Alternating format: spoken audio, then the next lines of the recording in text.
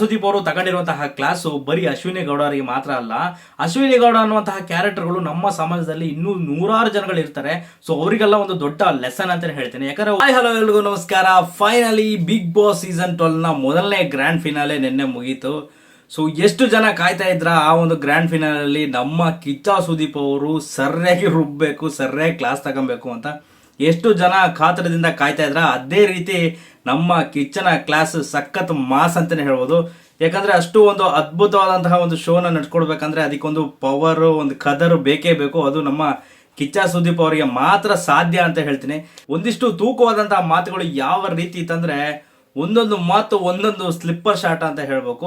ಅದೇ ರೀತಿ ಅವರಿಗೆ ಒಂದು ಅಗೌರವವಾಗಿ ಇರಬಾರ್ದು ಅನ್ನುವಂತ ಒಂದು ಆಡೋ ಮಾತುಗಳಿದೆಯಲ್ಲ, ಅದಕ್ಕೆ ನಮ್ಮ ಕಿಚ್ಚ ಸುದೀಪ್ ಅವರಿಗೆ ದೊಡ್ಡ ಒಂದು ಹ್ಯಾಟ್ಸ್ ಆಫ್ ಅಂತಾನೆ ಹೇಳ್ಬೇಕು. ಇನ್ನು ಈ ಸೀಸನ್ ನ ಮೊದಲನೇ ಗ್ರ್ಯಾಂಡ್ ಫಿನಾಲೆಯಲ್ಲಿ 3 ಜನ ಕಂಟೆಸ್ಟೆಂಟ್ಗಳು ಎಲಿಮಿನೇಟ್ ಆದ್ರು. ಅದರಲ್ಲಿ ಮಂಜು ಭಾಷಿಣಿ, ಅಶ್ವಿನಿ AS ಮತ್ತು ಡಾಗ್ ಸತೀಶ್ ಅವರು ಕೂಡ ಮಿಡ್ ವೀಕ್ ಎಲಿಮಿನೇಷನ್ ಅಲ್ಲಿ ಎಲಿಮಿನೇಷನ್ ಆಗೋದ್ರು.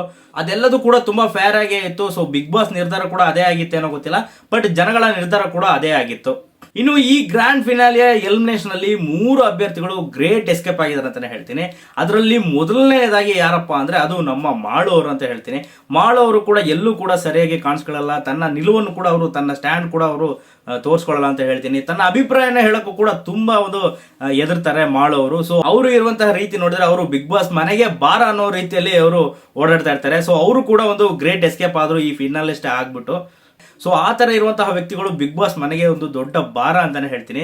ಅದು ಕೂಡ ನಿನ್ನೆ ಕಿಚ್ಚ ಸುದೀಪ್ ಅವರು ಕೂಡ ಅದನ್ನೇ ಕೂಡ ಪ್ರಸ್ತಾಪನೆ ಮಾಡಿ ಹೇಳ್ತಾರೆ. ಮಾಳು ಅವರೇ, ನೀವು ಈಗಿದ್ರೆ ಆ ಫೈನಾಲೆ ಕಂಟೆಸ್ಟ್ಗೆ ನೀವು ಯೋಗ್ಯರೇ ಅಲ್ಲ ಅನ್ನುವಂತಹ ಮಾತನ್ನು ಕೂಡ ಕಿಚ್ಚ ಸುದೀಪ್ ಅವರು ಹೇಳ್ತಾರೆ. ಸೊ ಅದು 100ಕ್ಕೆ 100 ಸತ್ಯ ಅಂತ ಹೇಳ್ತೀನಿ. ಯಾಕಂದ್ರೆ ಮಾಳು ಅವರು ಎಲ್ಲೂ ಕೂಡ ತನ್ನ ನಿಲುವನ್ನ, ತನ್ನ ಅಭಿಪ್ರಾಯನ ಹೇಳಕ್ಕೂ ಕೂಡ ಎಲ್ಲಿ ನನ್ನ ಹೆಸರು ಕೆಟ್ಟದಾಗಿ ಬಂದ್ಬಿಡುತ್ತೆ, ಎಲ್ಲಿ ನನ್ನ ಹೆಸರು ಕೆಟ್ಟೋಗ್ಬಿಡುತ್ತೆ ಅನ್ನುವಂತ ಒಂದು ಭಯದಲ್ಲೇ ಅವರು ಈ ಮನೆಯಲ್ಲಿ ಓಡಾಡ್ತಾ ಇದ್ದಾರೆ ಅಂತ ಹೇಳ್ತೀನಿ.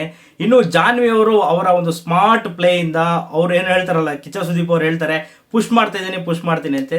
ಸೊ ಆ ರೀತಿ ಅವರು ಪುಷ್ ಮಾಡ್ಕೊಂಡೆ ಒಬ್ಬರಿಗೆ ಬಕೆಟ್ ಇಟ್ಕೊಂಡು ಈ ವಾರದಲ್ಲಿ ಅವರು ಒಂದು ಗ್ರೇಟ್ ಎಸ್ಕೇಪ್ ಆಗಿದ್ದಾರೆ ಅಂತಾನೆ ಹೇಳ್ತೀನಿ. ಇನ್ನು ರಾಶಿಕಾ ಅವರ ವಿಚಾರಕ್ಕೆ ಬರೋದಾದ್ರೂ ಕೂಡ ಅವರು ಕೂಡ ಮಂಜು ಭಾಷಿನ ಜೊತೆ ಎಲಿಮಿನೇಟ್ ಆಗಿ ಹೋಗ್ಬೇಕಿತ್ತು. ಬಟ್ ಅವರು ಕೂಡ ಒಂದು ಒಳ್ಳೆ ಒಂದು ಅಂದ್ರೆ ಸ್ಟ್ರಾಟಜಿ ಪ್ಲೇ ಮಾಡಿದ್ರು. ಅಂದ್ರೆ ಬಿಗ್ ಬಾಸ್ ಮನೆಯಲ್ಲಿ ಫೇರ್ ಅನ್ಫೇರ್ ಅನ್ನೋ ಮಧ್ಯದಲ್ಲಿ ಅವರು ಸ್ಟ್ರಾಟಜಿ ಮತ್ತೆ ಸ್ಮಾರ್ಟ್ ಪ್ಲೇ ಇಂದ ಅವರು ಈ ಒಂದು ಗ್ರ್ಯಾಂಡ್ ಫಿನಾಲೆ ಎಲಿಮಿನೇಷನ್ ಅಲ್ಲಿ ಗ್ರೇಟ್ ಆಗಿ ಎಸ್ಕೇಪ್ ಆಗಿದ್ದಾರೆ ಅಂತ ನಾನು ಹೇಳ್ತೀನಿ. ಇನ್ನು ಮೊದಲನೇ ಗ್ರ್ಯಾಂಡ್ ಫಿನಾಲೆ ವಿಚಾರಕ್ಕೆ ಬರೋದಾದ್ರೆ ಅಲ್ಲಿ ಪಾರ್ಟಿಸಿಪೇಟ್ ಮಾಡಿದಂತಹ 4 ಕಂಟೆಸ್ಟೆಂಟ್ ಕೂಡ ಅನ್ಫೇರ್ ಆಗಿರುವಂತಹ ಕಂಟೆಸ್ಟೆಂಟ್ ಅಂತ ಹೇಳ್ತೀನಿ. ಯಾಕಂದ್ರೆ ಅವ್ರು ಯಾರು ಕೂಡ ಜನಗಳ ಒಂದು ಮನಸ್ಸನ್ನು ಗೆಲ್ಲದೆ ಗ್ರ್ಯಾಂಡ್ ಫಿನಾಲೆಗೆ ಬಂದ್ಬಿಟ್ರು ಅನ್ನುವಂತಹ ಒಂದು ದೊಡ್ಡ ಒಂದು ಭ್ರಮೆಯಲ್ಲೇ ಅವರು ಆ ಒಂದು ವಾರ ಇಡೀ ಕಳೆದಾರೆ ಅಂತ ಹೇಳ್ಬೋದು.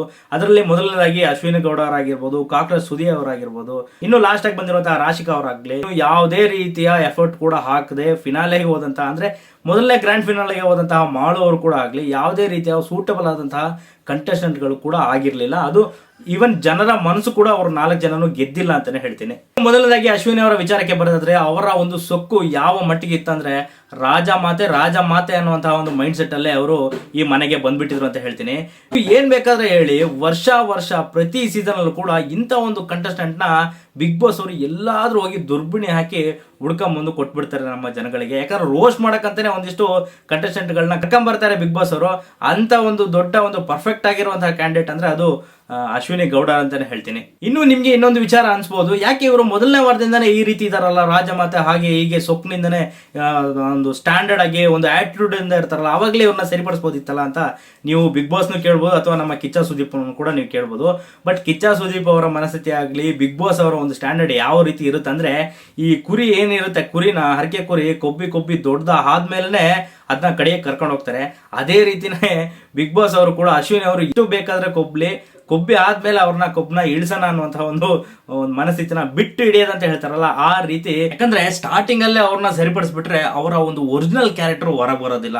ಸೊ ಅದಕ್ಕೋಸ್ಕರ ಏನ್ ಮಾಡ್ತಾರೆ, 1-2 ವಾರಗಳ ಅವ್ರನ್ನ ಬಿಟ್ಟು ಆಮೇಲೆ ಸರಿಯಾಗಿ ಕ್ಲಾಸ್ ತಗೊಳ್ಳೋಣ ಅಂತ ಒಂದು ಮೈಂಡ್ ಸೆಟ್ ಅಲ್ಲೇ ಬಿಗ್ ಬಾಸ್ ಇರ್ತಾರೆ. ನಮ್ಮ ದಿ ಗ್ರೇಟ್ ಕಿಚ್ಚ ಸುದೀಪ್ ಅವರು ಕೂಡ ಅದೇ ಮೈಂಡ್ ಸೆಟ್ ಅಲ್ಲಿ ಕೂಡ ಇರ್ತಾರೆ. ಸ್ಟಾರ್ಟಿಂಗ್ ಅಲ್ಲೇ ಹೇಳ್ಬಿಟ್ರೆ ಎಲ್ಲಿ ಒರಿಜಿನಲ್ ಕ್ಯಾರೆಕ್ಟರ್ ನ ಅವರು ಹೈಡ್ ಮಾಡ್ಕೊಂಡ್ಬಿಟ್ಟು ನಾಟಕ ಮಾಡಕ್ಕೆ ಶುರು ಮಾಡ್ಬಿಡ್ತಾರೆ.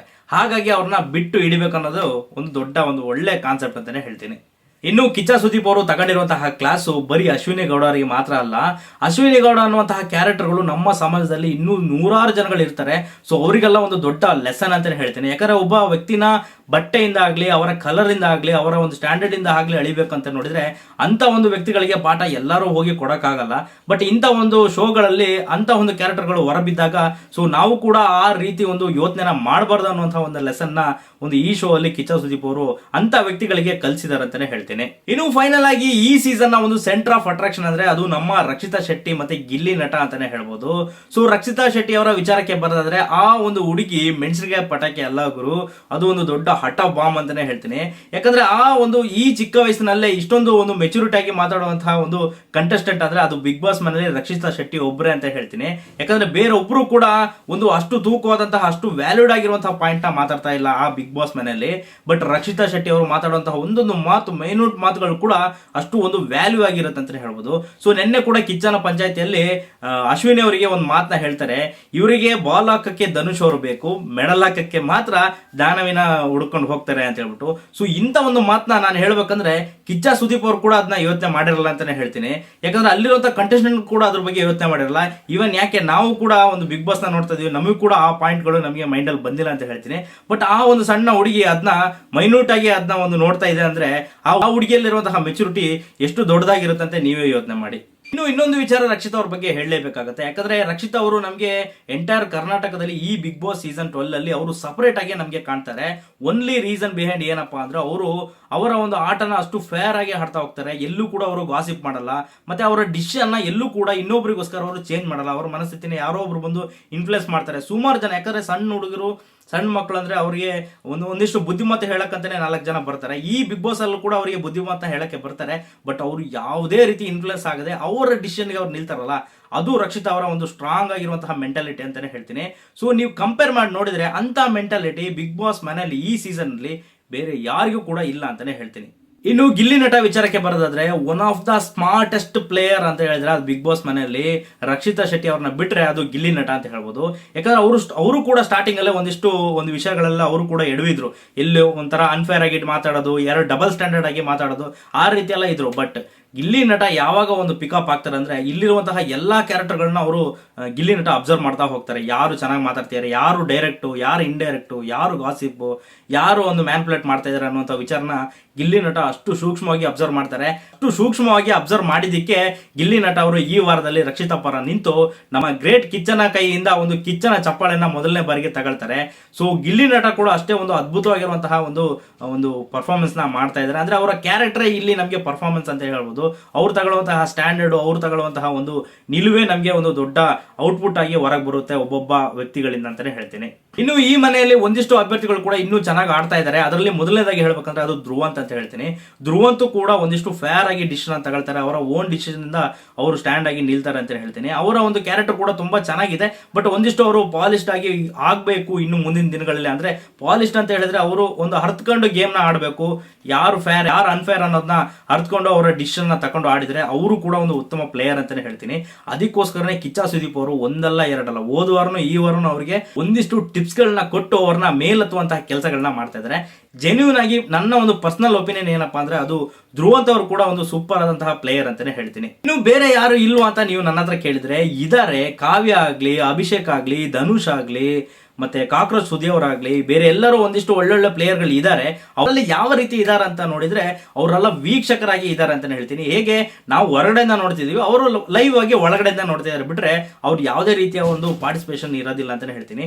ಅದರಲ್ಲಿ ಒಂದಿಷ್ಟು ಅಂದ್ರೆ ಕಾಕ್ರೋಚ್ ಸುದಿ ಅವರು ಬ್ಯಾಡೋ ಗುಡ್ಡೋ, ಬಟ್ ಆ ಒಂದು ಕಂಟೆಂಟ್ ಅಲ್ಲಿ ಕಾಕ್ರೋಚ್ ಸುದಿ ಅವರು ಇರಬೇಕನ್ನುವಂತಹ ಮೆಂಟಾಲಿಟಿ ಎಲ್ಲ ಅವರು ಇದ್ದಾರೆ. ಸೊ ಅವರು ಕೂಡ ಈ ಒಂದು ಜಾನ್ವಿ ಮತ್ತೆ ಅಶ್ವಿನಿ ಅವ್ರ ಕಡೆ ಬಕೆಟ್ ಇಟ್ಕೊಂಡು ಅವ್ರ ಹೆಸರನ್ನು ಕೂಡ ಹಾಳು ಮಾಡ್ಕೊಂಡಿದ್ರು ಈ ವೀಕ್ ಅಲ್ಲಿ. ಸೊ ಮುಂದಿನ ವಾರಗಳಲ್ಲಿ ಕಾಕ್ರೋಚ್ ಸುದಿ ಅವರ ಆಟ ಯಾವ ರೀತಿ ಇರುತ್ತೆ ಅಂತ ನೋಡ್ಬಿಟ್ಟು ಅವರ ಒಂದು ಡಿಸಿಷನ್ ತಗೊಳ್ಬೇಕಾಗುತ್ತೆ. ಸೊ ಫೈನಲಿ ಈ ಬಿಗ್ ಬಾಸ್ ಸೀಸನ್ 12 ನ ಮೊದಲನೇ ಗ್ರ್ಯಾಂಡ್ ಫಿನಾಲೆ ಮುಗಿದಿದೆ. ಸೊ ಇದರಲ್ಲಿ ಕಾಕ್ರೋಚ್ ಸುದಿ ಅವರಿಗೆ ಒಂದು ಬೂಸ್ಟರ್ ಸಿಕ್ಕಿದೆ ಅಂತಾನೆ ಹೇಳ್ಬೋದು. ಸೊ ಆ ಗ್ರ್ಯಾಂಡ್ ಫಿನಾಲೆ ವಿಜೇತರಾದಂತಹ ಕಾಕ್ರೋಚ್ ಸುದಿ ಅವರಿಗೆ ಮುಂದಿನ ಯಾವುದೇ ವಾರಗಳಲ್ಲಿ ಕೂಡ ಅವರು ಸೇಫ್ ಆಗಬೇಕು ಅನ್ನುವಂತಹ ಒಂದು ಅವ್ರ ಡಿಸಿಷನ್ ತಗೊಂಡ್ರೆ ಅವರು ಸೇಫ್ ಆಗ್ಬಹುದು, ಅಥವಾ ಬೇರೆ ಯಾರಿಗಾದ್ರೂ ಅವರು ಕೊಟ್ಟು ಅವ್ರನ್ನ ಕೂಡ ಬೇಕಾದ್ರೆ ಅವ್ರನ್ನ ಕಾಪಾಡಬಹುದು ಅನ್ನುವಂತಹ ಒಂದು ಪವರ್ನ ಬಿಗ್ ಬಾಸ್ ಈ ಮೊದಲನೇ ಗ್ರ್ಯಾಂಡ್ ಫಿನಾಲ್ ಅವರಿಗೆ ವಿನ್ನರ್ ಆದಂತಹ ಕಾಕ್ರೋಚ್ ಸುದಿ ಅವರಿಗೆ ಕೊಟ್ಟಿದೆ ಅಂತ ಹೇಳ್ತೀನಿ. ಸೊ ಅದರಲ್ಲೂ ಕೂಡ ಕಾಕ್ರೋಚ್ ಸುದಿ ಅವರ ಕ್ಯಾರೆಕ್ಟರ್ ಡಿಸೈಡ್ ಆಗುತ್ತೆ, ಯಾರಿಗೆ ಅದನ್ನ ಕೊಡ್ತಾರೆ ಅಥವಾ ಅವರೇ ಯೂಸ್ ಮಾಡಿಕೊಂಡು ಯಾವ ಸಿಚುವೇಶನ್ ಅಲ್ಲಿ ಅವರು ಬದುಕಿ ಒಂದು ಸರ್ವೈವ್ ಆಗ್ತಾರೆ ಅನ್ನೋದನ್ನ ಕೂಡ ಅದ್ ನೋಡ್ಬೇಕಂತಾನೆ ಹೇಳ್ತೀನಿ. ಇನ್ನು ಈ ವಾರದ ಕಿಚ್ಚನ ಪಂಚಾಯತಿ ವಿಚಾರಕ್ಕೆ ಬರೋದಾದ್ರೆ, ಕಿಚ್ಚ ತಗೊಂಡಿರುವಂತಹ ಒಂದೊಂದು ಕ್ಲಾಸು ಸಖತ್ ಮಾಸ್ ಅಂತಾನೆ ಹೇಳ್ತೀನಿ. ಸೊ ಅವರು ಸರಿಯಾಗಿ ಕ್ಲಾಸ್ನ ತಗೊಂಡಿದ್ದಾರೆ, ಬಟ್ ಆದ್ರೂ ಕೂಡ ಎಲ್ಲೋ ಒಂದ್ ಕಡೆ ಇನ್ನೂ ಸ್ವಲ್ಪ ಬೇಕಿತ್ತು ಅನ್ನುವಂತಹ ಒಂದು ಮನಸ್ಸು ಕೂಡ ನನಗೆ ಇತ್ತು ಅಂತಾನೆ ಹೇಳ್ತೀನಿ. ಅಶ್ವಿನಿ ಅವರಿಗಾಗ್ಲಿ ಜಾನ್ವಿ ಅವರಿಗಾಗ್ಲಿ ಇನ್ನೂ 2 ಸ್ಲಿಪ್ಪರ್ ಶಾಟ್ ಕೊಡಬೇಕಾಗಿತ್ತು ಅನ್ನೋದು ನನ್ನ ಒಂದು ಪರ್ಸನಲ್ ಒಪಿನಿಯನ್ ಅಂತ ಹೇಳ್ತೀನಿ. ಇನ್ನು ಈ ವಾರದಲ್ಲಿ 3 ಜನ ಎಲಿಮಿನೇಟ್ ಆಗಿದ್ದಾರೆ. ಸೊ 3 ಜನಗಳು ಕೂಡ ಒಂದು ಹೊಸ ಕಂಟೆಸ್ಟೆಂಟ್ ಗಳು ಬರುವ ಸಾಧ್ಯತೆ ಇದೆ. ಅದೇ ವೈಲ್ಡ್ ಕಾರ್ಡ್ ಎಂಟ್ರಿ ಅಂತ ಹೇಳ್ತೀನಿ. ಸೊ ಆಲ್ರೆಡಿ ಪ್ರೋಮೋಗಳು ಓಡ್ತಾ ಇದೆ. ಸೊ 3 ಜನಗಳು ಕೂಡ ಒಂದು ಹೊಸ ಎಂಟ್ರಿಗಳು ಬರೋ ಸಾಧ್ಯತೆ ಇದೆ. ಸೊ ಕಾದು ನೋಡ್ಬೇಕು ಆ 3 ಜನ ಯಾವ ರೀತಿ ಈ ಮನೆಗೆ ಇಂಪ್ಯಾಕ್ಟ್ ನ ಮಾಡ್ತಾರೆ, ಯಾವ ರೀತಿ ಈ ಬಿಗ್ ಬಾಸ್ ಶೋನ ಇನ್ನೂ ಒಂದು ಎಂಟರ್ಟೈನ್ಮೆಂಟ್ ಆಗಿ ತಗೊಂಡು ಹೋಗ್ತಾರೆ ಅಂತ ಕಾದು ನೋಡ್ಬೇಕು ಅಂತ ಹೇಳ್ತಾ ಈ ವಿಡಿಯೋ ಮುಗಿಸ್ತಾ ಇದ್ದೀನಿ. ಈ ವಿಡಿಯೋ ನಿಮ್ಗೆ ಇಷ್ಟ ಆಗಿರೋ ದಯವಿಟ್ಟು ನನ್ನ ಯೂಟ್ಯೂಬ್ ಚಾನಲ್ ಸಬ್ಸ್ಕ್ರೈಬ್ ಮಾಡಿ, ಹಾಗೆ ಕಾಮೆಂಟ್ ಸೆಕ್ಷನ್ ಅಲ್ಲಿ ಕಮೆಂಟ್ ಮಾಡಿ ನಿಮ್ಮ ಅಭಿಪ್ರಾಯ ಏನು ಅಂತ ಹೇಳ್ತಾ ವಿಡಿಯೋ ಮುಗಿಸ್ತೀನಿ. Tata, take care.